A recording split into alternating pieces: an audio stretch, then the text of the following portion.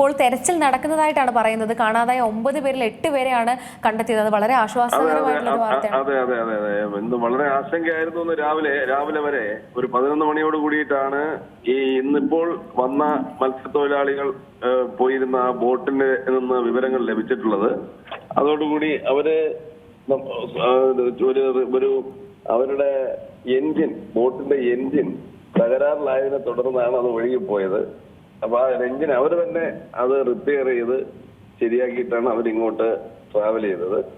എന്തായിരുന്നാലും അവർ എത്തിയത് വളരെ ആശ്വാസകരമാണ്. ആ ഒരു വാർത്ത കേട്ടുകൊണ്ടിരിക്കുന്ന സമയത്താണ് തമിഴ്നാട് കന്യാകുമാരിക്ക് അടുത്ത് മുട്ടം ഏരിയയില് ഇവിടുന്ന് പോയ വേറൊരു ബോട്ടിന്റെ മത്സ്യത്തൊഴിലാളികൾ ആ ബോട്ട് മറിഞ്ഞ് അതിന് മുകളിലായി പറ്റിപ്പിടിച്ച് കിടക്കുന്നത് കണ്ട് തമിഴ്നാട്ടിലെ മത്സ്യത്തൊഴിലാളികൾ അവരെ രക്ഷപ്പെടുത്തി അവരോടൊപ്പം ഉണ്ടെന്നുള്ള സുരക്ഷിതരാണ് എന്നുള്ള വിവരം നമുക്ക് ലഭിച്ചത്.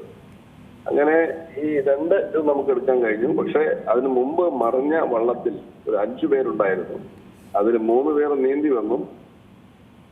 ഒരാളുടെ ഡെഡ് ബോഡി കഴിഞ്ഞ ദിവസം പൂവാർ നമുക്ക് കിട്ടുകയുണ്ടായി. ഇനി ഒരാളെ കൂടി നമുക്ക് കണ്ടെത്താനുണ്ട്. അതിന്റെ ഒരു തെരച്ചിൽ ഇപ്പോൾ നടന്നുകൊണ്ടിരിക്കുകയാണ്. എങ്ങനെയാണ് ഇപ്പോൾ ഈ തെരച്ചിൽ മുന്നോട്ട് പോകുന്നത്? ഏത് ഭാഗങ്ങളിലൊക്കെയാണ് തെരയുന്നത്? ഇപ്പോ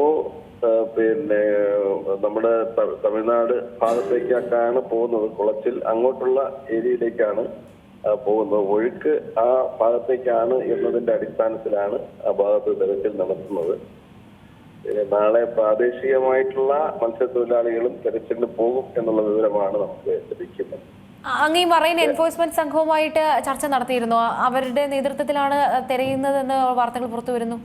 അല്ല, തെരച്ചിൽ നടത്തുന്നത് ഒന്ന് കോസ്റ്റ് ഗാർഡ്, ഒന്ന് മറൈൻ എൻഫോഴ്സ്മെന്റ്, പല ആൾക്കാർ നടത്തുന്നുണ്ട്.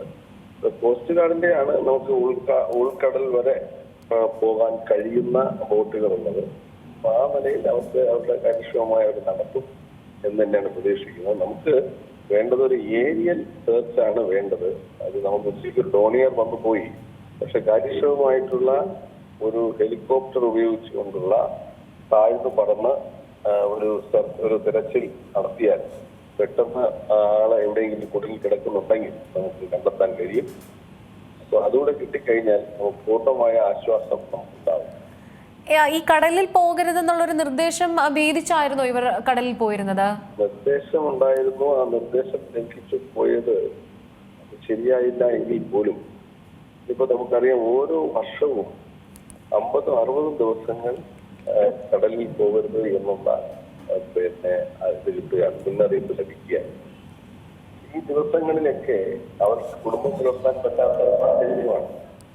നമ്മൾ പോകരുതെന്ന് പറയുമ്പോൾ അവർക്ക് അതിനാവശ്യമായ അവരുടെ ജീവസംധാരണത്തിന് വേണ്ടുന്ന സഹായം നമുക്ക് നൽകേണ്ടതുണ്ട്. അതില്ലാതെ വന്നാൽ വലിയ പ്രയാസം ഉണ്ടാക്കും. അതുകൊണ്ടാണ് പലപ്പോഴും ഇദ്ദേഹം പോകുന്നത്.